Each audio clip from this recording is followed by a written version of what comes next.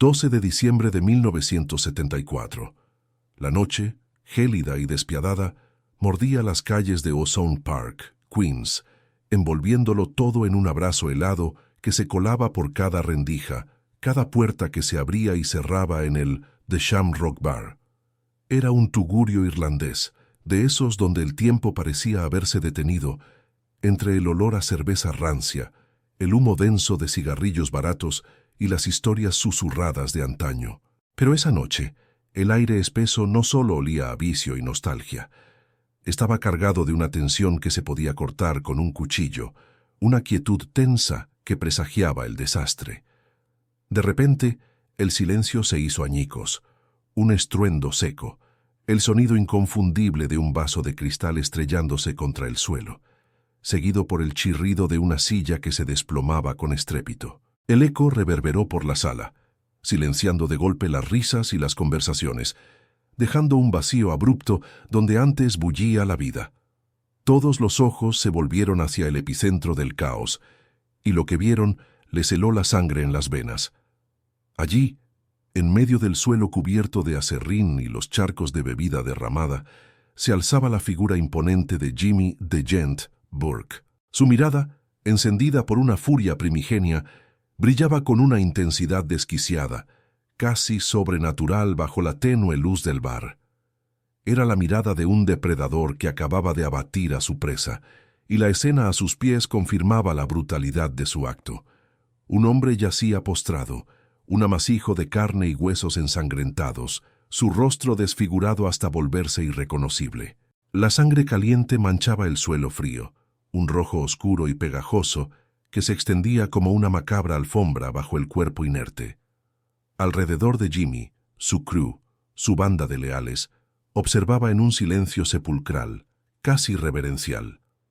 Entre ellos, el joven Henry Hill, su mano derecha, testigo mudo de una violencia que, aunque habitual, nunca dejaba de impresionar por su cruda y desmedida espontaneidad. La víctima, un hombre de mediana edad que apenas unos minutos antes había parecido inofensivo, un don nadie de los que abundaban en ese tipo de locales, ahora era una sombra informe. Sus ropas estaban empapadas, su cuerpo contorsionado en una postura antinatural que delataba la saña de la paliza.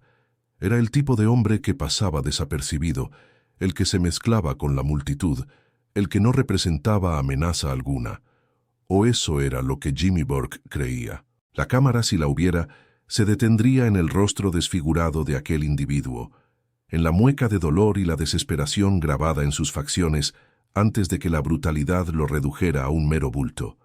Un hombre sin rostro, sin historia, sin importancia. O eso pensaba Jimmy.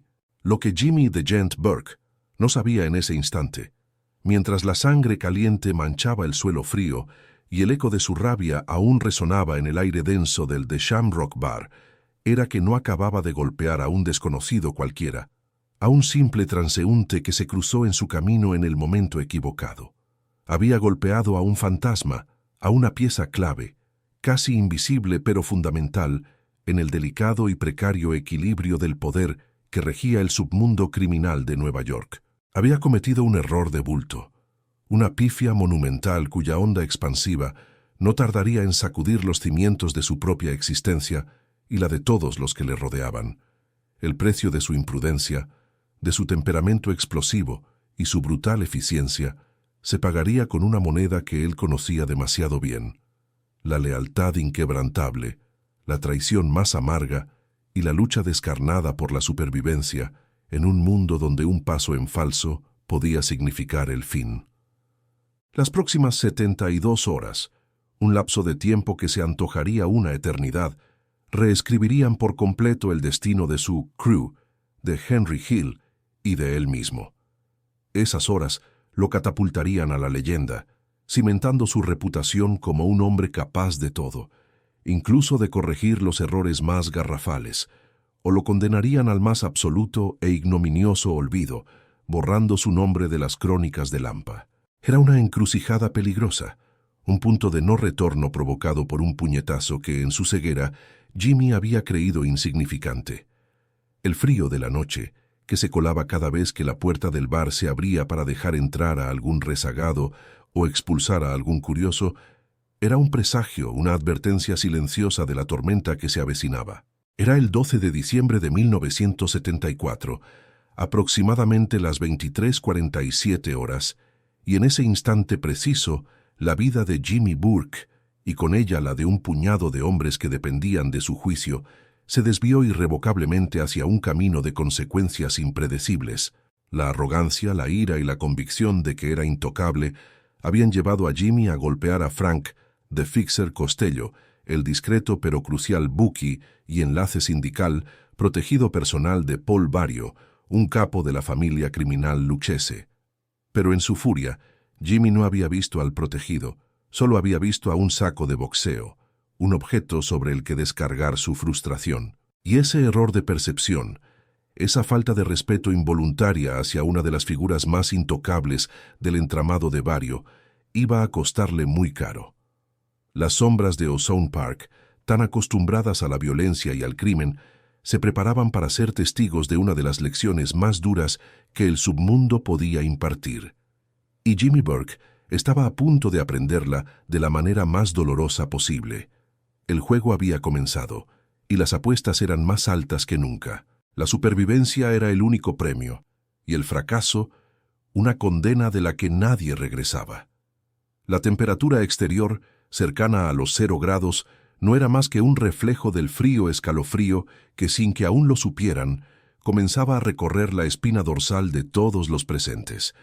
La atmósfera en el The Shamrock Bar, antes un refugio ruidoso y reconfortante, se había transformado en un escenario mudo, un telón de fondo para el drama que Jimmy Burke había desatado. Cada respiración de Henry Hill, cada mirada furtiva de los otros miembros de la crew, era un testimonio de la autoridad brutal de Jimmy, pero también de la fragilidad de la paz que mantenían en ese mundo. Era una paz construida sobre el miedo y el respeto, y Jimmy en su arrebato había agitado el avispero. Aquel incidente en el Shamrock Bar, una explosión de violencia tan característica de Jimmy Burke, no era ni de lejos la primera vez que su temperamento le jugaba una mala pasada, ni sería la última, pero sí marcaría un antes y un después en su particular historia. Para comprender la magnitud de su error y la vorágine de acontecimientos que se avecinaban, es imperativo adentrarse en la psique de Jimmy The Gent Burke, el hombre que, a pesar de su apodo, era todo menos un caballero. Su figura se erigía imponente en el submundo neoyorquino de los años 70, un coloso de mirada penetrante y una sonrisa que podía ser tan cálida como un abrazo o tan fría como el acero, dependiendo del capricho del momento. Jimmy, de ascendencia irlandesa, no era un made man, un miembro formal de las familias italianas de la mafia, y esa era la herida abierta que carcomía su alma.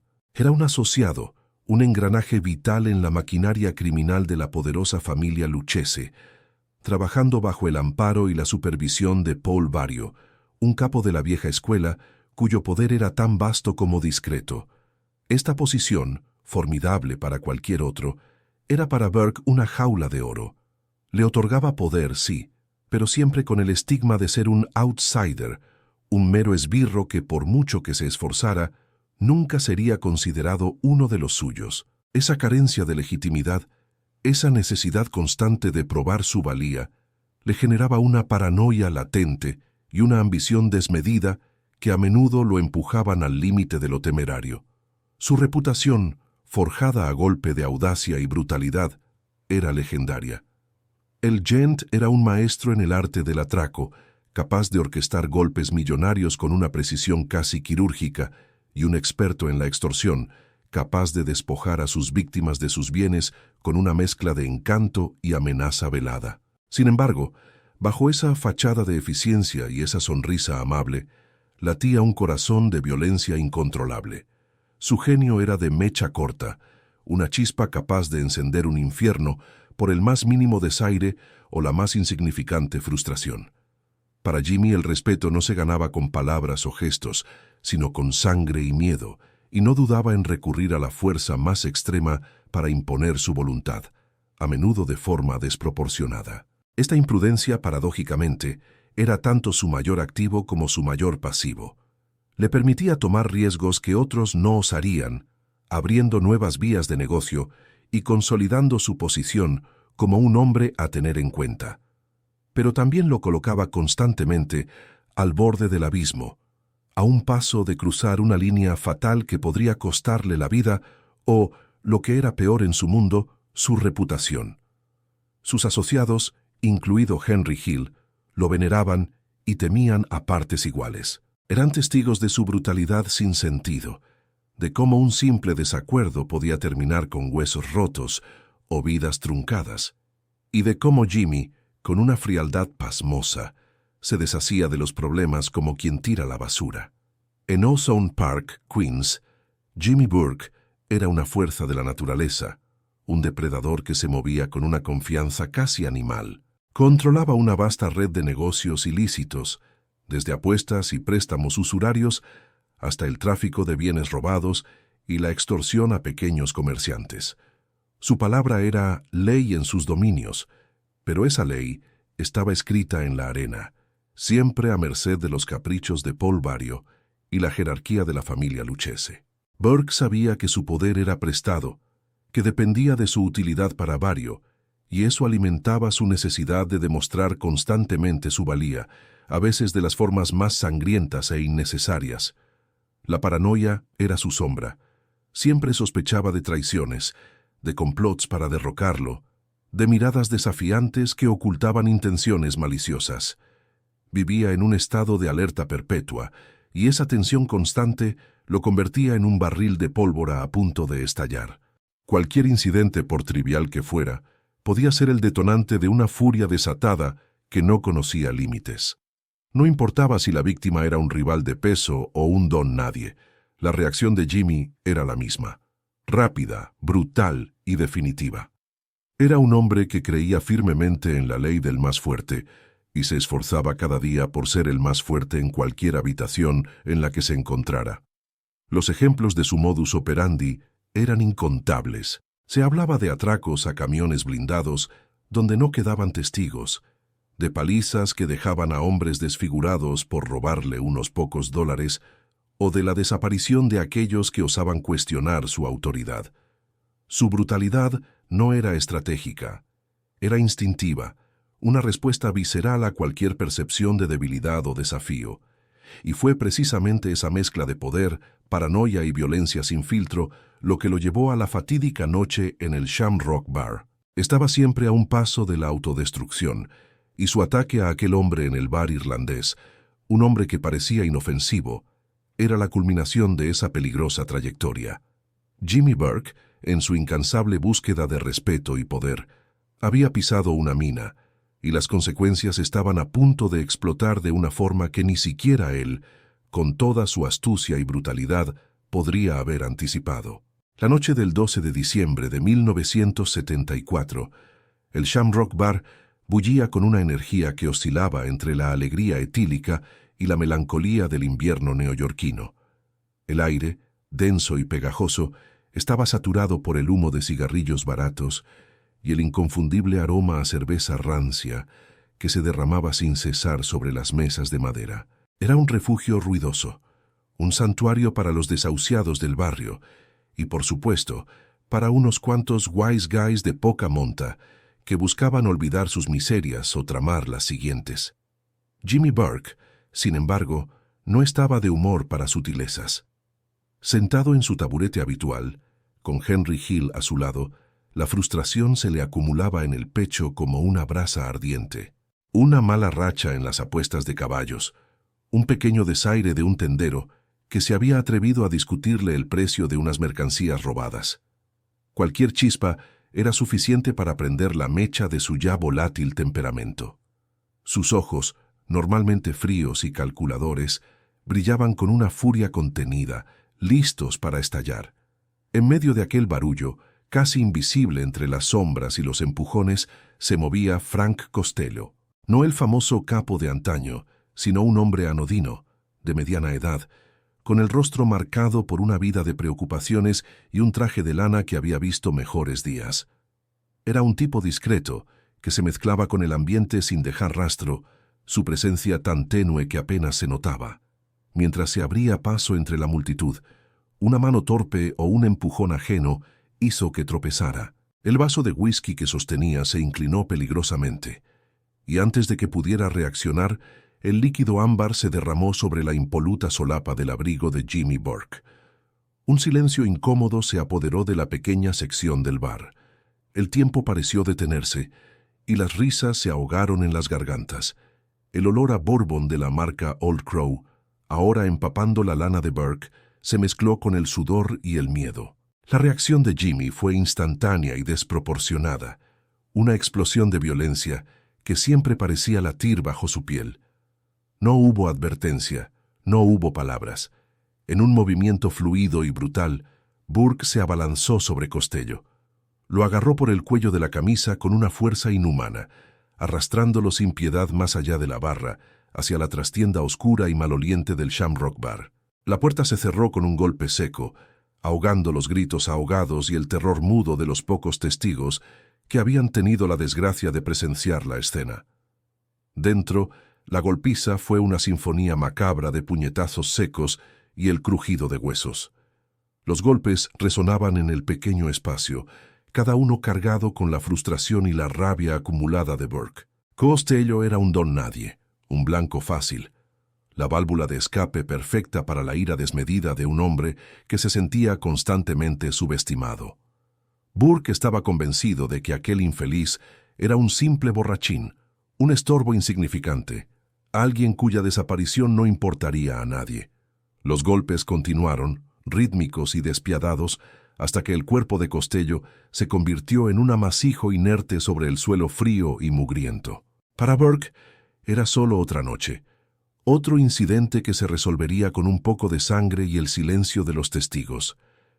El Cadillac, el dorado negro de Burke, aparcado con descaro frente a la entrada, parecía esperar, un testigo silencioso de la brutalidad que se desataba en su interior. Con la furia momentáneamente saciada, Jimmy Burke se alejó de la trastienda, dejando el cuerpo de Costello a su suerte.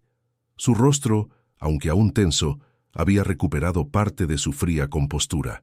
Un gesto con la cabeza fue suficiente para que Henry Hill y otro de los muchachos de la crew entendieran lo que se esperaba de ellos: limpiar el desorden. Mientras Burke se dirigía a la barra para pedir otra copa, con la intención de dejar que el alcohol calmara los últimos rescoldos de su rabia, Hill y su compañero entraron en la trastienda. La escena era desoladora. Costello yacía inmóvil, su rostro irreconocible bajo una máscara de sangre y contusiones. Henry, acostumbrado a estas situaciones, se agachó para registrar el cuerpo, buscando cualquier cosa de valor, o al menos una identificación que les evitara problemas si el cuerpo aparecía en algún lugar inconveniente. Sus dedos, hábiles y rápidos, recorrieron los bolsillos del maltrecho traje. Al llegar al bolsillo interior de la chaqueta, encontró un objeto pequeño, discreto, que casi pasa desapercibido. Era un medallón de oro, pulido por el uso, sin ostentación. Henry lo sostuvo a la luz tenue de una bombilla desnuda que colgaba del techo. Al principio, no le dio importancia, pensó que sería un simple amuleto o un recuerdo. Pero luego, sus ojos se posaron en el grabado. Un emblema sindical, sí, pero con un detalle sutil, casi imperceptible, en la parte trasera, una pequeña V entrelazada con una P, un símbolo que solo los iniciados reconocerían. La comprensión golpeó a Henry Hill con la fuerza de un rayo. Sus manos temblaron al sostener el medallón. Aquello no era un simple emblema sindical, era una marca de protección, un regalo personal, una declaración tácita de pertenencia y lealtad a Paul Vario, el capo de la familia criminal Lucchese.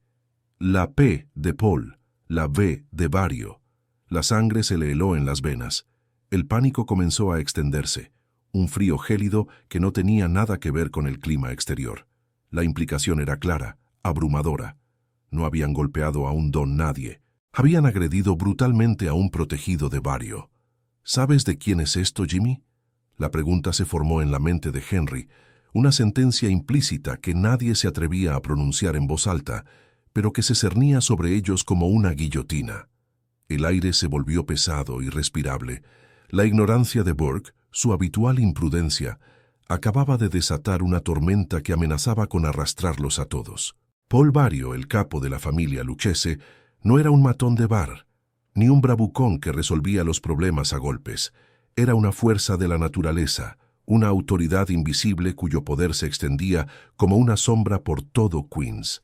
Un estratega frío y calculador, Vario rara vez levantaba la voz, pero su ira cuando se manifestaba era mucho más temible que cualquier explosión de violencia. Su control sobre los sindicatos, las apuestas ilegales y otras operaciones criminales era absoluto.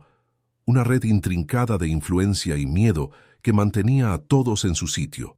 Paul Vario, el capo de la familia Lucchese, operaba con una autoridad invisible, una sombra opresora que ahora se cernía sobre Jimmy Burke. Vario no era un matón al uso, de esos que exhiben su fuerza bruta en cada esquina. Era un estratega frío y calculador, un hombre cuya voz rara vez se alzaba por encima de un murmullo, pero cuya ira era más temible que cualquier explosión de violencia. Su poder emanaba de una mente aguda, capaz de tejer redes complejas de influencia que se extendían por cada rincón de Queens, controlando sindicatos, apuestas clandestinas y un sinfín de operaciones criminales con la precisión de un reloj suizo. En aquella maquinaria bien engrasada, Frank Costello no era un simple engranaje, sino una pieza vital, su fixer personal, un hombre de confianza que manejaba los tratos más delicados y los números que nadie más se atrevía a tocar. La reputación de Vario se cimentaba en la lealtad y el respeto, valores sagrados en su mundo. Un ataque a uno de sus protegidos personales no era solo una agresión, era una afrenta directa a su autoridad, una bofetada en la cara que no podía, bajo ningún concepto, pasarse por alto. Y así, mientras Jimmy Burke y su gente aún lidiaban con las consecuencias inmediatas de la paliza en The Shamrock Bar, el reloj ya había empezado a correr. La noticia de la agresión a Costello, como una gota de tinta en un vaso de agua, comenzaba a filtrarse por los intrincados canales del submundo, llegando a oídos que Burke no quería ni imaginar. El pánico se apoderó de la crew de Jimmy Burke con la revelación del medallón. Aquel pequeño objeto, discreto pero cargado de un significado ominoso, había transformado la típica borrachera violenta de Jimmy en una crisis de proporciones catastróficas. Jimmy, ajeno al descubrimiento, se había esfumado, quizás buscando calmar sus nervios o dejando que otros limpiasen su desorden, como solía hacer. Pero Henry Hill y el resto del equipo no podían permitirse ese lujo. La realización de que habían golpeado a un hombre de Paul Vario, a un hombre protegido por Paul Vario, les golpeó con la fuerza de un camión sin frenos. «Hay que encontrarle», susurró Henry con la voz ronca, la adrenalina corriendo por sus venas. «Vivo o muerto, pero hay que encontrarle antes de que se entere el viejo». La búsqueda desesperada de Frank Costello comenzó de inmediato.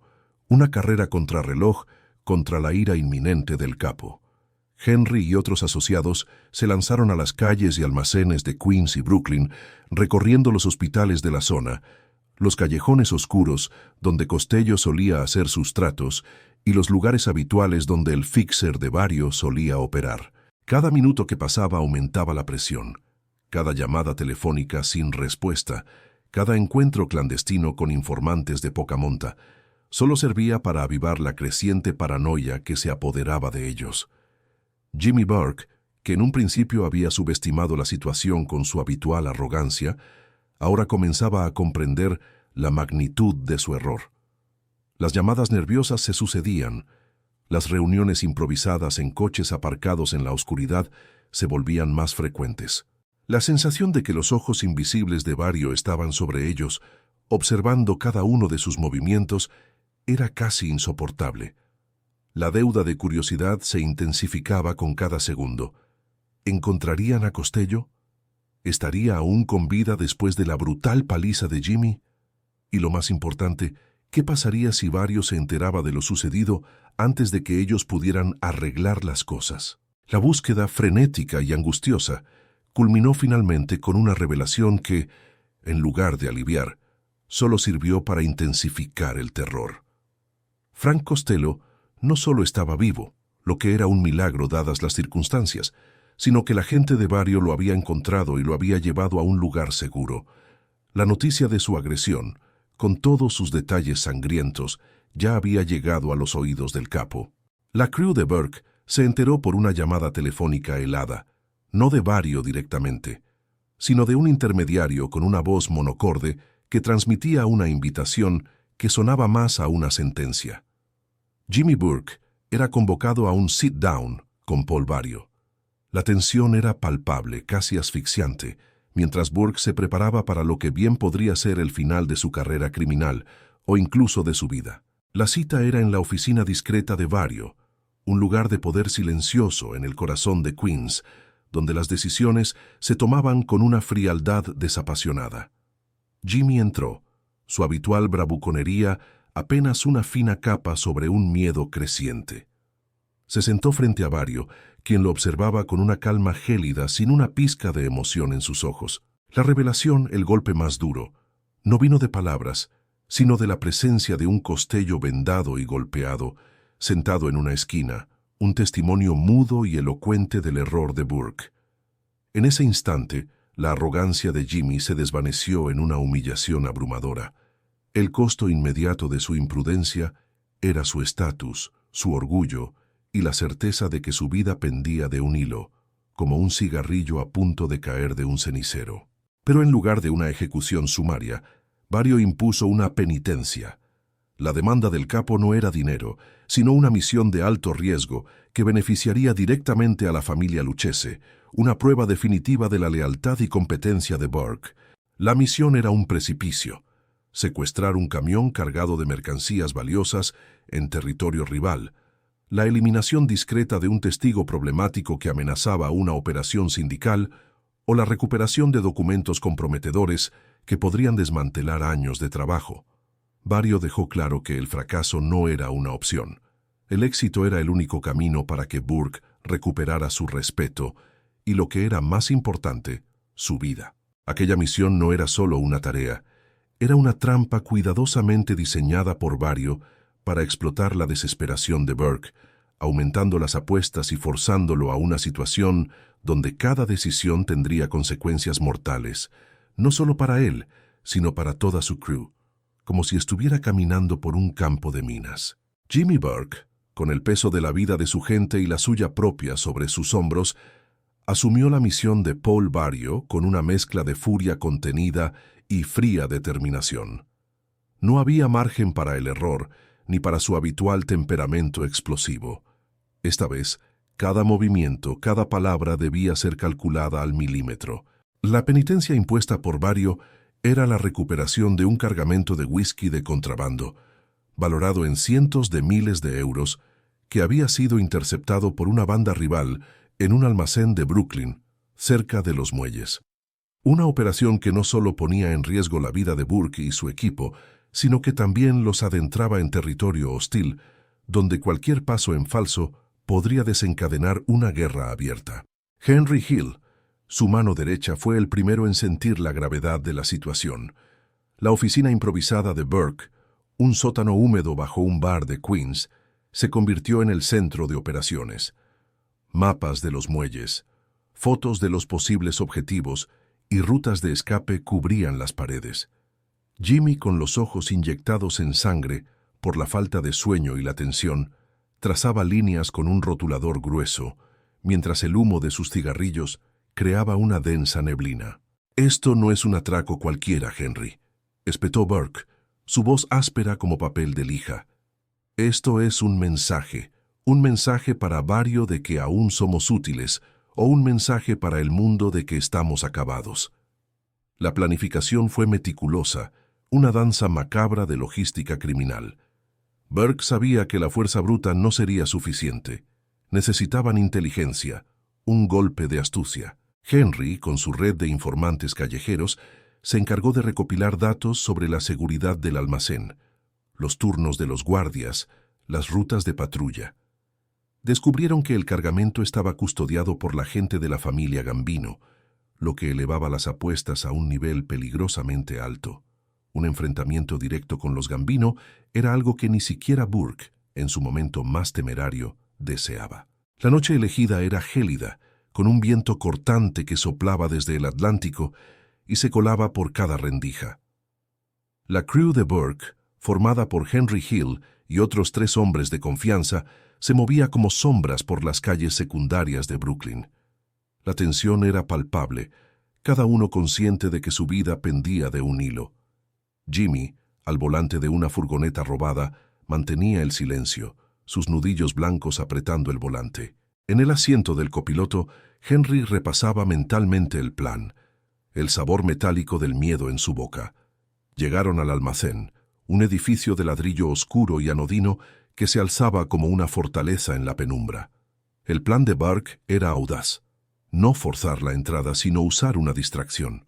Habían sobornado a un estibador descontento para que simulara un accidente en un muelle cercano, creando una alarma que desviaría la atención de los guardias principales. Mientras tanto, un pequeño equipo entraría por una puerta trasera menos vigilada. La distracción funcionó a la perfección.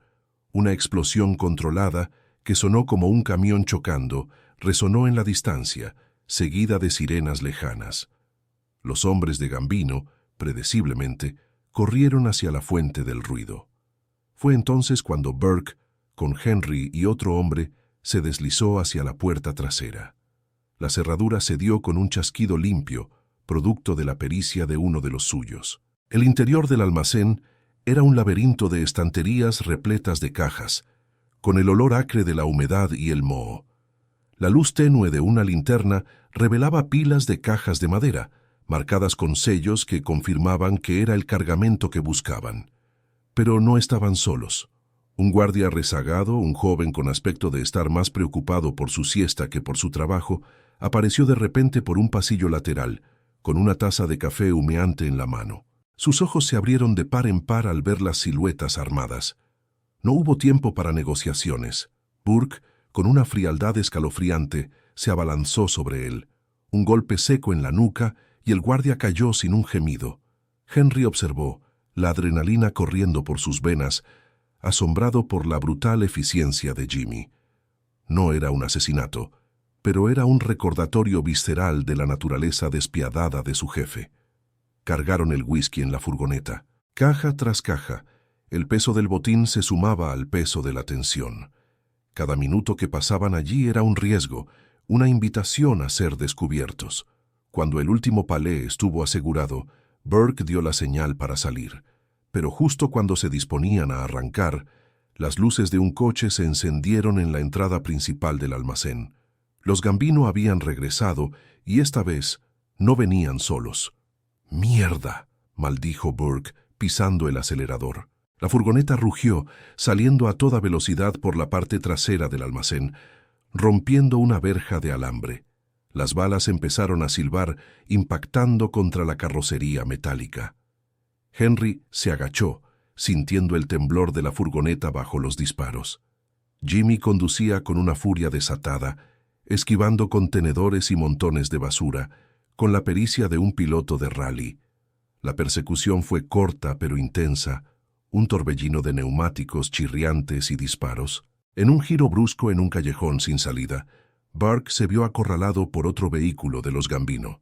Sin dudarlo, dio la orden a uno de sus hombres, un joven llamado Frankie, que iba en el asiento trasero. «Frankie, cúbrenos, deshazte de ellos». Frankie, un tipo leal pero inexperto, sacó una escopeta recortada y abrió fuego contra el coche que los perseguía.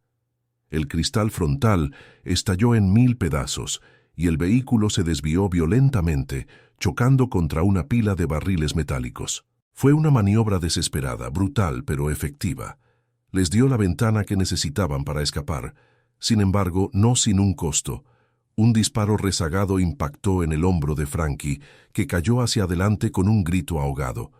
Burke no se detuvo, no podía. La misión era lo primero. Dejó a Frankie en un hospital de mala reputación en el Bronx, con la promesa de que se encargarían de sus gastos. Era una promesa vacía, lo sabían todos. Frankie había sido sacrificado. Un peón en el tablero de ajedrez de Barrio y Burke. Henry observó la frialdad con la que Jimmy manejó la situación, una lección brutal sobre la verdadera naturaleza de su mundo.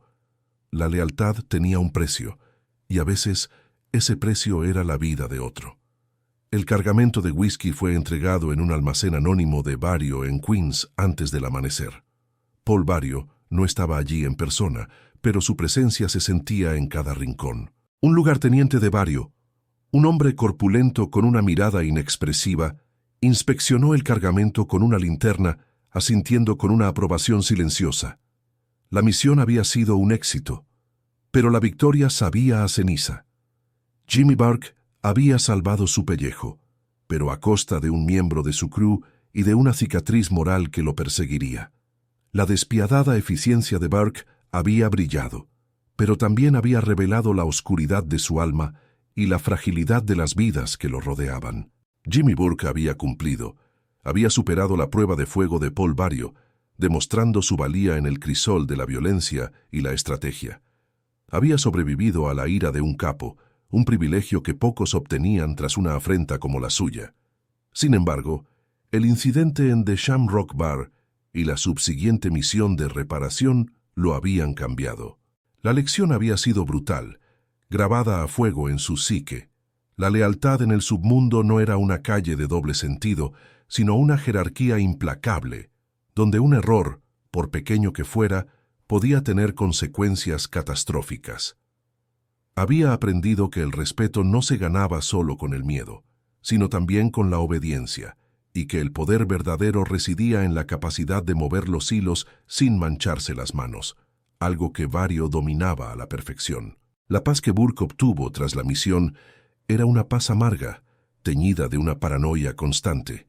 Miraba a cada miembro de su crew con una nueva cautela, preguntándose quién sería el próximo Frankie, el próximo peón sacrificado en el tablero. La sombra de Barrio, aunque invisible, se cernía sobre él, un recordatorio perpetuo de su vulnerabilidad. Esta experiencia, lejos de doblegarlo, había endurecido su determinación. Se prometió a sí mismo que nunca más sería un títere, que nunca más estaría a merced de un capo que no fuera él mismo. La ambición que siempre había ardido en su interior se avivó con una intensidad renovada, mezclada con un deseo insaciable de venganza silenciosa contra un sistema que lo había humillado. Henry Hill, testigo de primera mano de la transformación de Burke, vio cómo su mentor se volvía aún más calculador, más distante, más peligroso. La imprudencia que antes caracterizaba a Jimmy se había transformado en una astucia fría, una capacidad para anticipar los movimientos de sus enemigos y aliados por igual. Las reuniones se volvieron más secretas, los planes más elaborados. La crew de Burke, aunque más leal por el éxito de la misión, también vivía bajo una tensión constante, sabiendo que Jimmy no dudaría en tomar decisiones brutales si la situación lo requería. Meses después de aquel gélido diciembre de 1974, los ecos del incidente en el Shamrock Bar aún resonaban en los círculos del crimen organizado de Queens. Se rumoreaba que Jimmy Burke estaba planeando un golpe aún mayor, una operación que eclipsaría todos sus atracos anteriores. No sería un simple robo de camiones o un ajuste de cuentas menor. Se hablaba de un atraco a un aeropuerto, un botín de millones de euros, algo que podría hacerlo inmensamente rico y otorgarle un poder sin precedentes, quizás incluso la independencia de la sombra de Barrio. Este golpe, sin embargo, no solo prometía fortuna y estatus, sino que también sellaría su destino, colocándolo en el punto de mira de las autoridades y de otras familias criminales. El error de golpear a Frank Costello, el fixer de Barrio en aquel bar irlandés, no fue el final de Jimmy Burke, fue, paradójicamente, el catalizador de su leyenda. Una leyenda forjada en la sangre, la traición y una lección brutalmente aprendida sobre la implacable jerarquía del submundo. Aquella noche, bajo las luces tenues del Shamrock, Jimmy Burke había elegido el objetivo equivocado, y en su desesperación por enmendar el error, había descubierto una nueva dimensión de su propia brutalidad y astucia. Había comprendido que la línea entre un aliado y un enemigo es a menudo la misma línea que separa la vida de la muerte, y que en su mundo, la lealtad era un arma de doble filo, capaz de protegerte o de cortarte en pedazos. La historia de Jimmy the Gent Burke Es un testimonio de cómo un solo error puede redefinir el camino de un hombre en el despiadado tablero del crimen organizado. Nos enseña que, incluso en los rincones más oscuros de la sociedad, las reglas del respeto y la lealtad tienen un peso inmenso, y que su incumplimiento puede ser el inicio de una caída o el ascenso a una fama infame. ¿Qué pensáis vosotros sobre la complejidad de la lealtad y el respeto en el crimen organizado? ¿Creéis que Jimmy Burke actuó correctamente al sacrificar a su hombre para salvarse? Dejad vuestros comentarios abajo. Dadle a me gusta si esta historia os ha mantenido pegados a la pantalla. Y no olvidéis suscribiros al canal para no perderos más relatos fascinantes del submundo. Hasta la próxima, amigos.